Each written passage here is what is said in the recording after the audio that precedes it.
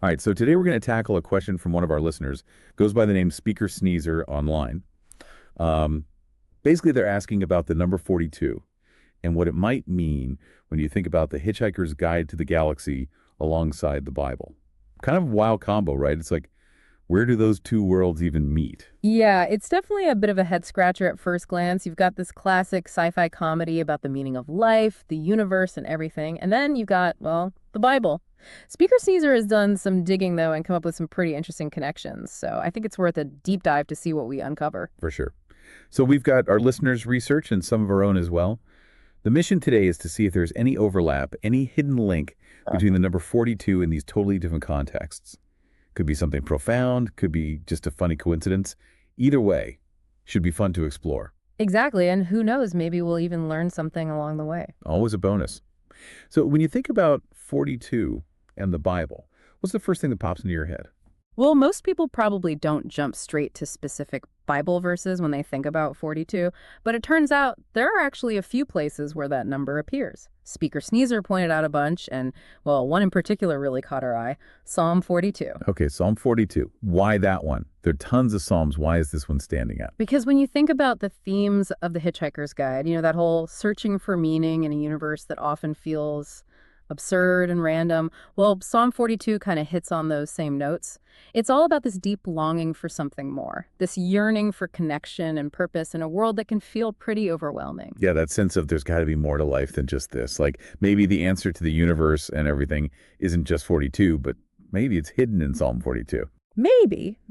Let's look at some of the verses and see what they're all about. Right at the beginning, it says, as the deer pants for streams of water, so my soul pants for you, my God. My soul thirsts for God, for the living God. When can I go and meet with God? That's some pretty intense longing, right? It's like being totally parched for something more, something deeper. And that feeling, I think, is what connects it to hitchhikers. Totally. Arthur Dent, wandering through the galaxy, always confused, a bit out of his depth, but always looking for answers, always seeking something. And that question, when can I go and meet with God? That's the ultimate search for answers, isn't it? Whether the God in this case is a literal deity or maybe, a supercomputer spitting out a random number. Exactly. It's that human desire to understand, to find meaning, even when the universe seems determined to keep us in the dark. And then a few verses later, there's this really interesting internal struggle. Why, my soul, are you downcast? Why so disturbed within me? Put your hope in God, for I will yet praise him, my Savior and my God.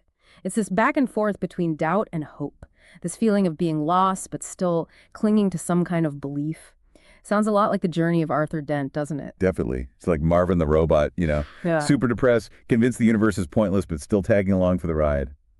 And speaking of the universe being kind of overwhelming, there's that one verse, verse 7, with the amazing imagery. Deep calls to deep the roar of your waterfalls. All your waves and breakers have swept over me. Ah, yes, that one's a classic. It's this image of being completely swallowed up by something vast and powerful, almost like drowning in the immensity of it all. You could easily read that as a metaphor for the vastness of space, for the way the universe can make us feel so small and insignificant.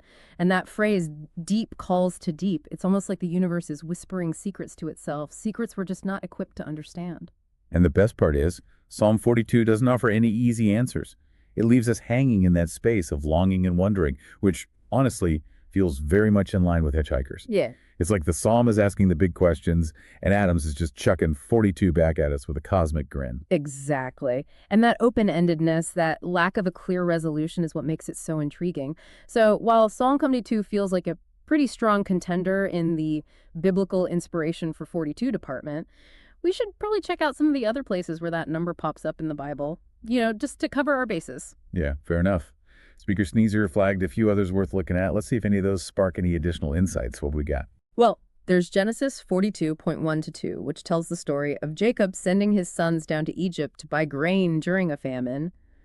It's a pretty practical, down-to-earth situation, not exactly brimming with philosophical depth. Yeah, more like a family drama with some very real-world hunger pangs going on. Though I could see Adams finding the humor in that, right? Yeah.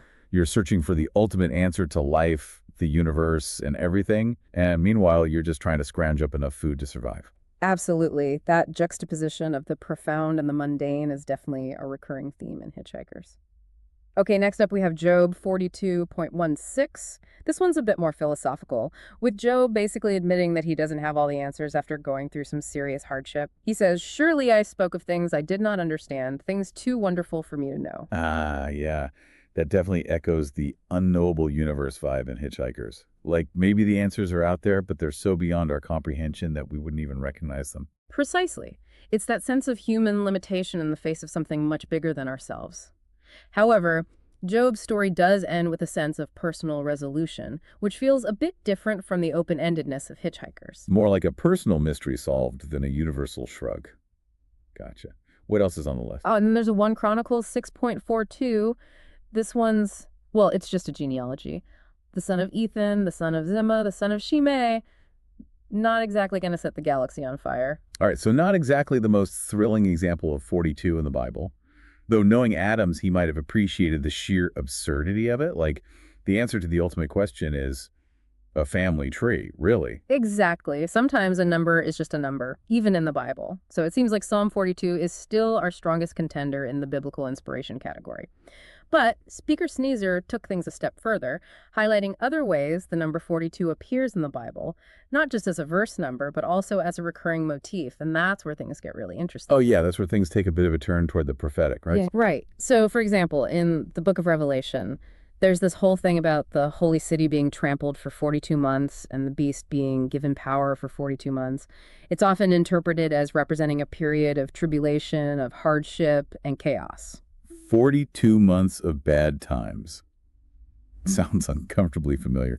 Like, I remember some pretty rough patches in my early 20s that felt like they lasted for an eternity. Well, time does seem to move differently when you're in the middle of a crisis. But back to Revelation, those 42 months are always seen as temporary, right? It's a period of trial, but it eventually comes to an end. Okay, so 42 is a marker of a difficult but finite period.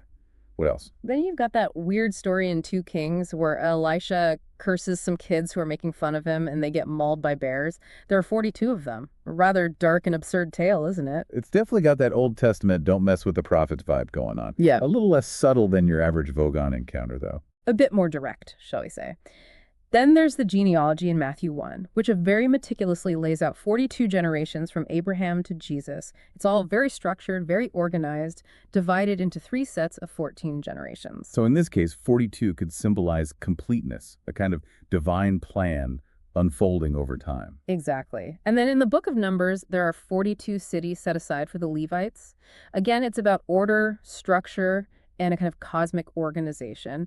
So we're seeing all these different themes connected to the number 42, periods of hardship, divine judgment, completion, and even structured order. It's almost like the Bible is playing a cosmic game of where's Waldo with the number 42, and we're just trying to spot all the hidden appearances. That's a great way to put it. And if you want to get really deep into the weeds, some folks have even looked at the numerology of 42. It's the product of 6 and 7, which are often associated with human imperfection and divine perfection, respectively. That kind of duality, that mix of the flawed and the ideal, feels pretty relevant to Hitchhikers, too. Yeah, it's like that whole idea that the universe is this vast, complex, and often messy place, but there's still something beautiful and awe-inspiring about it. Precisely.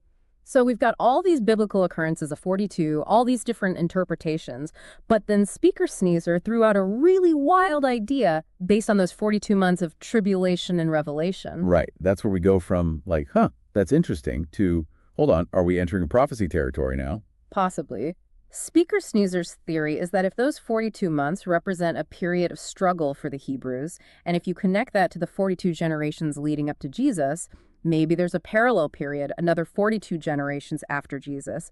They even draw parallels to those other instances of 42 in 2 Kings and Numbers, suggesting there might be this pattern of significant events tied to that number throughout history. Okay, so that begs the question, when would those 42 generations after Jesus actually end? That's a pretty big what if. And another listener, Grok3, chimed in with a very cryptic response. Soon, if not already, have you noticed a certain understanding spreading like fire? To which Speaker Sneezer replied, wildfire. Wildfire.